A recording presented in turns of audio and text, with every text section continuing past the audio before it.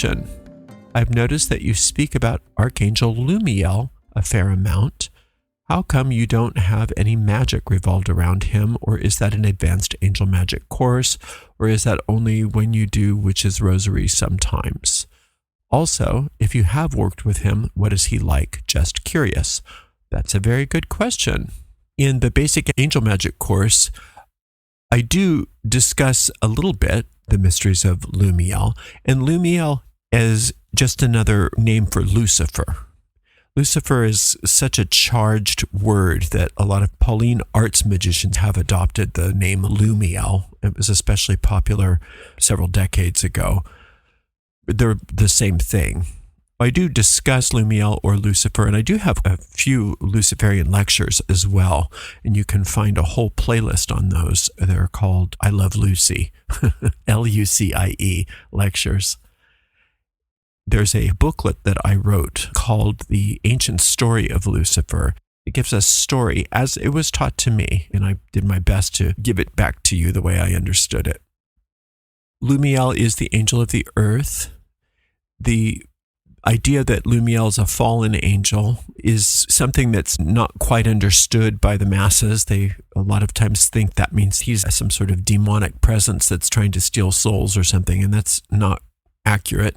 The idea of the fallen Lucifer is that Lucifer made an error and his journey of redemption. And that's what we are all going through, the fall and then the rising, the risen Lucifer versus the fallen Lucifer.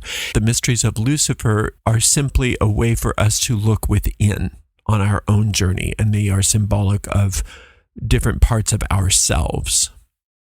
When we say that Lumiel is the angel of the earth, the idea of that story is that after the error, in order to redeem the mistake that was made, all of the minds of humanity got fragmented. Lucifer had to teach the mind of humanity the instruction that we needed to return to sanity, our own home. That's why Lucifer or Lumiel is considered the angel of the earth. As the angel of the earth, Lucifer is linked to the morning star, and his symbols and traditions have been intertwined for a long time. Lucifer is often mistaken for Satan, and Lucifer symbolizes the fall into matter. The error was an error of ignorance, but an error still is an error. It's a mistake. And mistakes are something that can be corrected. And there is no part of infinite intelligence that condemns us for making mistakes, and therefore no part of infinite intelligence condemned Lucifer for making a mistake either. The story says that Lucifer is born as a human being in successive incarnations in order to atone, to make amends, bringing light and enlightenment to humanity.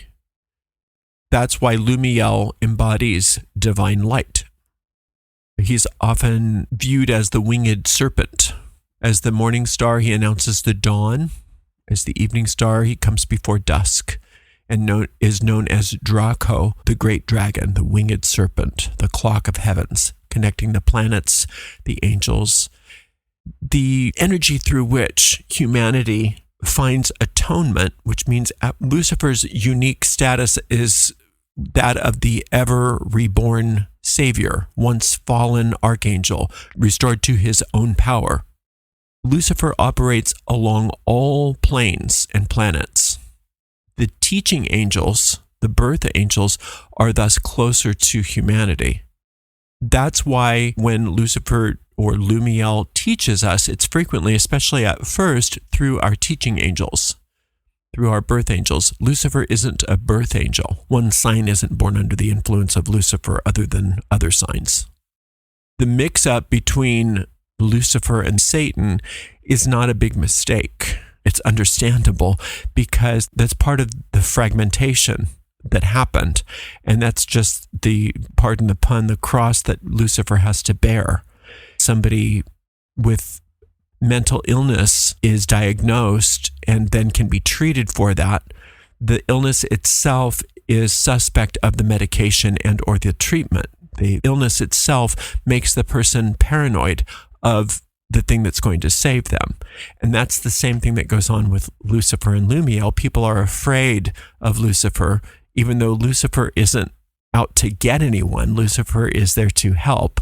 But because of the inherent fragmentation of our mind and the insanity that we all live in, that which is going to help us is something that we're afraid of. So it's not a big mystery why Lucifer and evil get confused.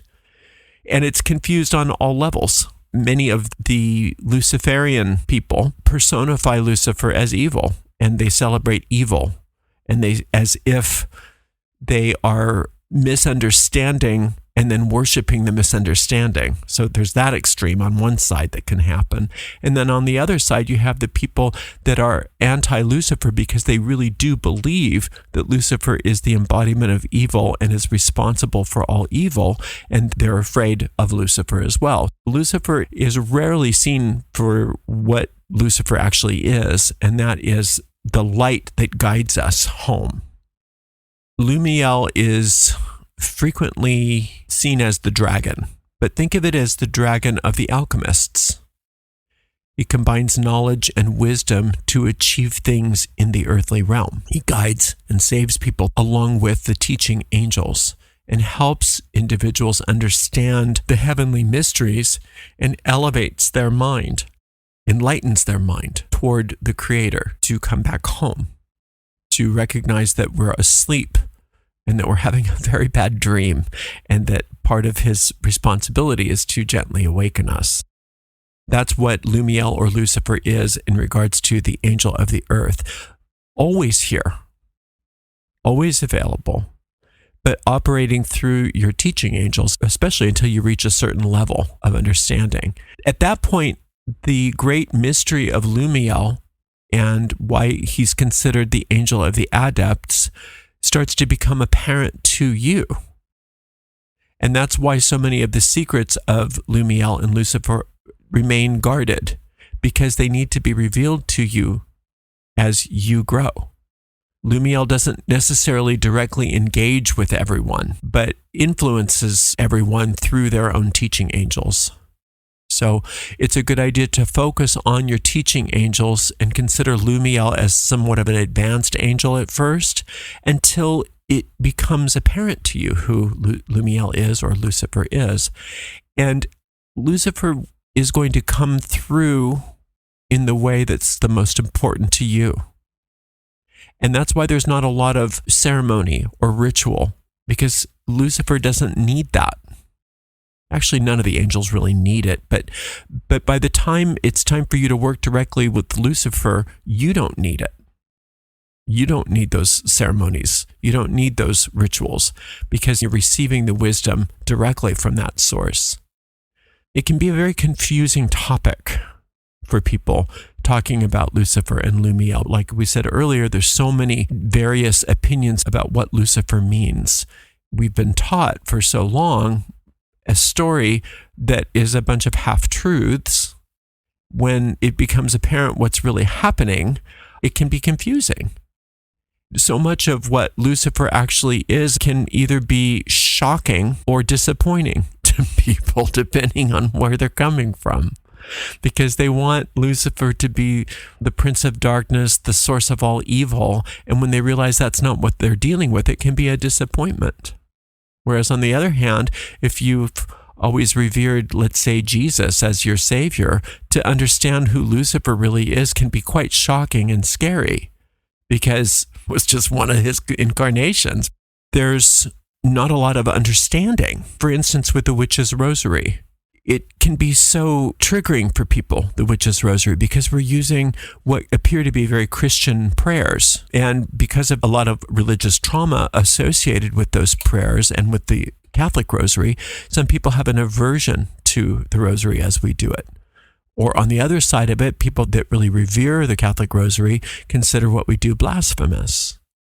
But when you understand the source of all of the wisdom, where those prayers come from, and even in the New Testament, which is why I like the Book of Q, because the Book of Q just has the New Testament wisdom extracted from all the propaganda, because a lot of those Gospels were written in such a way to create orthodoxy.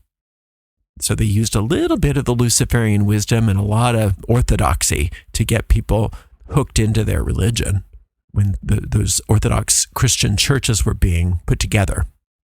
When you look at the Book of Q and extract some of that pure Luciferian gnosis from there, it still triggers people because they associate that with Christianity and that character called Jesus, and they don't understand who that was.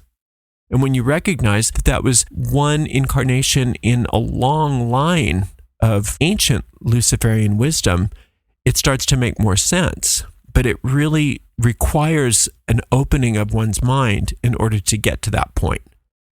Because this world has all but destroyed that wisdom.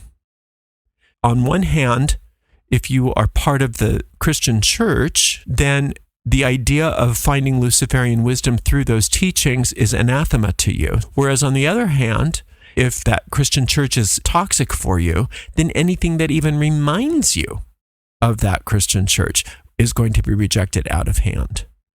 And again, this is the cross that Lucifer has to bear. There's no path for any human being to get to the true wisdom without confronting all of those things, all of those fears, all of those biases, all of those misunderstandings, everything. You have to go through all of that to get there. And that's why Lucifer as an entity or as a teaching force is very difficult for people.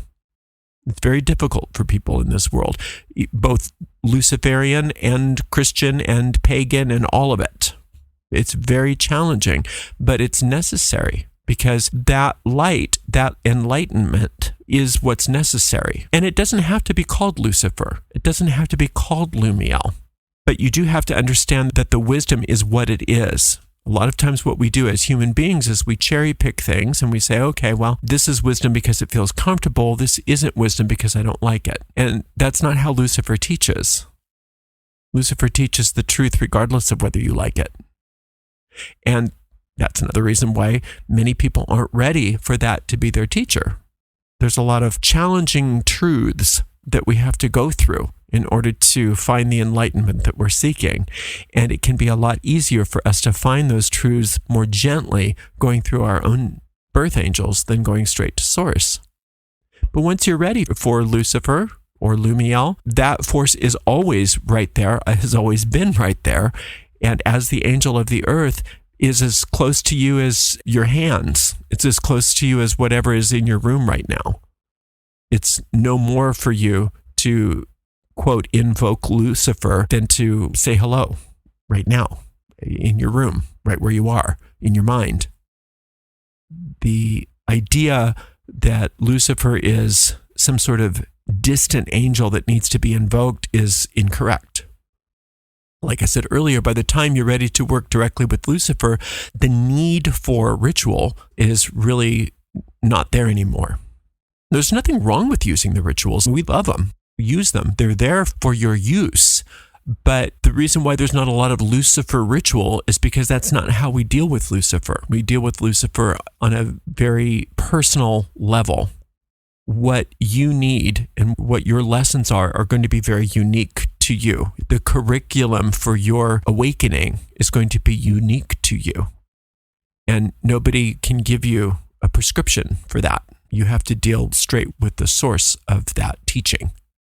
All that to say, the reason why we don't have Lucifer rituals is because that's not appropriate in regards to experiencing that teacher for yourself. You and that teacher will form that relationship organically and as it's needed for you in your unfoldment. Some people are so afraid of the idea of Lucifer that they never want to go there, whereas other people are just chomping at the bit and they want to go there. Either side of it tends to create a delay. What we want is a relaxed, open, and receptive mind to allow that relationship to unfold gently and easily. As that happens, we take it one step at a time. How that force of enlightenment comes to you and relates to you is going to be very unique. And I can't tell you what that is. And it's none of my business or anybody else's business what that looks like. Ultimately, everybody's inner guide's going to be that same source, that same teacher, and that's that teacher of the earth, whom we call Lucifer, and some people call Lumiel, and sometimes we even call that teacher Lumiel. I hope that helps answer your question. It is an advanced angel, but that doesn't mean that we're withholding the secret teachings or the secret rituals from you until you're ready for it. That force, that power, that presence of enlightenment is going to reveal itself to you as it has been revealing itself to you little by little over time. As you're more capable and ready to understand who and what it is and why it's there, you'll understand who and what it is and why it's there. And there won't be any question. So I recommend that you just take things little by little, one step at a time, keeping that nice open and questioning mind, and allow yourself to be taught by your teaching angels, by your birth angels to begin with. And then as your relationship with that earth angel is expanded and opened, you'll understand that you already know Lucifer. You already know this angel. You always have. You just haven't always been willing to listen. You haven't always been willing to see that you have a relationship with this force already. So it just takes time and a lot of gentleness with yourself, and there's no rush. So I hope that helps answer your question. And thank you so much for asking such a thoughtful question. Much love and many, many blessings.